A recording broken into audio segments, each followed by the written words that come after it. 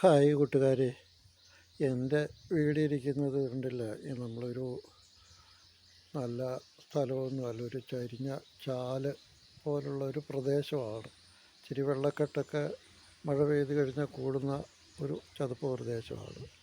എല്ലാവരും ഇപ്പം മലമുകളിലും നിരന്ന പ്രദേശത്തോ അല്ലെങ്കിൽ റോഡ് സൈഡിലൊക്കെ കയറി വീട് വെക്കാൻ സാധിക്കുന്ന കാര്യമാണ്. ഓരോരുത്തരുടെ വരുമാനം കാശിനനുസരിച്ചുള്ള സ്ഥലങ്ങളൊക്കെ മേടിച്ചല്ലേ വീട് വയ്ക്കാൻ പറ്റുള്ളൂ. അപ്പോൾ അവിടെ എങ്ങനെയുള്ളതാണോ, ചതുപ്പാണോ, പരിസ്ഥിതി ദുർബല പ്രദേശമാണോ എന്നൊന്നും നോക്കുന്നില്ല ആരും. കിട്ടുന്ന ഒരു അവനവൻ്റെ കയ്യിൽ കിട്ടുന്ന കാശിനനുസരിച്ച് എവിടെയാണ് കിട്ടുന്ന, സൗകര്യത്തിന് കിട്ടുന്ന എവിടെയാണെന്നാണ് വീട് വെക്കാൻ ആഗ്രഹിക്കുന്നവർ. അവനൊരു വീടാണ് ആവശ്യം, അതുകൊണ്ട് അവൻ അങ്ങനെയേ നോക്കാറുള്ളൂ. ഇന്നിപ്പോൾ നമ്മളിവിടെ ഈ പരിസ്ഥിതി പ്രദേശം എന്നൊക്കെ പറഞ്ഞത് പരിസ്ഥിതി ദുർബല പ്രദേശം എന്നൊക്കെ പറഞ്ഞ് പലപ്പോഴും അവിടെയൊക്കെ പോയി താമസിക്കാവോ, അവിടെയൊക്കെ കൊണ്ട് വീട് വെക്കാവോ എന്നൊക്കെ ഈ ഉരുൾപൊട്ടൽ നമ്മുടെ കൈ ഉരുൾപൊട്ടതിന് ശേഷം പലയിടത്തും പല പോസ്റ്റുകളൊക്കെ കണ്ടുപൊട്ടു. അതുകൊണ്ട് ഞാൻ പറയും, എല്ലാവർക്കും ഇപ്പോൾ ഇങ്ങനെയുള്ളിടത്ത് മാത്രമേ നല്ല സ്ഥലത്ത് നോക്കി മേടിക്കാൻ പറ്റുമോ. അന്നേരത്തെ കാശ് അനുസരിച്ച് മേടിക്കാൻ പറ്റുള്ളൂ. അതാണ് എല്ലാവരും ചെയ്യുന്നത്. ഒരു വീട് വേണം, ഒരു സ്ഥലം വേണം, ആ വീട് വെക്കാൻ ഒരു സ്ഥലം വേണം. അതിന് അവനവൻ്റെ കാശിൽ ഒതുക്കിയത് എവിടെയാണ്? കാരണം വീടുകളൊക്കെ ഇന്ന് കൂട് പോലെ പൊട്ടിമുളയ്ക്കുക. ഇഷ്ടംപോലെ വീടുകൾ വരുവാണ്. ഒക്കെ ചെറു ഫാമിലിയായി, 2 അംഗങ്ങൾ മാത്രമുള്ള കുടുംബങ്ങളായി 2 3 അംഗങ്ങൾ കാണും. അപ്പോൾ അതിനനുസരിച്ചുള്ള വീടുകളുടെ എണ്ണം കൂടും, അതിനനുസരിച്ച് സ്ഥലം വേണ്ടി വരും.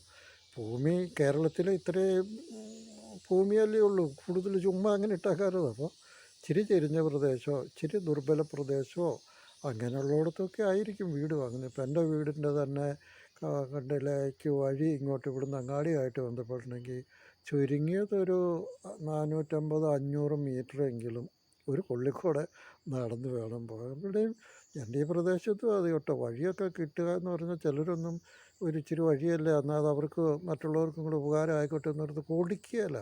അങ്ങനത്തെ ആൾക്കാരും ഉണ്ട്, കൊട്ടെന്ന് കൊടുക്കുന്നവരും ഉണ്ട്, കൊടുക്കാറൊന്നും അല്ല. എല്ലാവരും കൊടുക്കുന്നവരുണ്ടെന്നുള്ളതിൻ്റെ തെളിവാണല്ലോ നമ്മളിപ്പം ഈ മുണ്ടക്കൈയിലെ കണ്ടത്. എന്തുമാത്രം ജനങ്ങൾ ആ നശിച്ച് കിട്ടിയോ പോയിട്ട് ബാക്കിയായ ആ പാവങ്ങൾക്ക് വേണ്ടി ഏതെല്ലാം രീതിയിൽ ഒറ്റക്കെട്ടായിട്ട് പിടിച്ച് ഓരോന്നും നൽകി ഉണ്ടാക്കി കൊടുത്തേക്കുന്നവരെ വീണ്ടും പുനരധിവസിപ്പിച്ചിരിക്കുന്നതും. അപ്പോൾ അതുകൊണ്ട് നമ്മുടെ മനുഷ്യരുടെ ഇടയിൽ അപൂർവമായിട്ടെങ്കിലും ഈ എൻ്റെ സ്ഥലം, എൻ്റെ വീട്, എൻ്റെ വഴി, എൻ്റെ മക്കളെന്ന് മാത്രം ചിന്തിക്കുന്ന ആൾക്കാരുണ്ട്.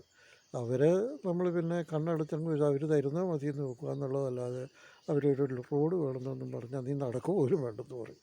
അതുകൊണ്ട് നമുക്ക് കിട്ടുന്ന വഴി നടന്നു പോകുക എന്നുള്ളത് ഞാൻ ചിന്തിച്ചുള്ളൂ.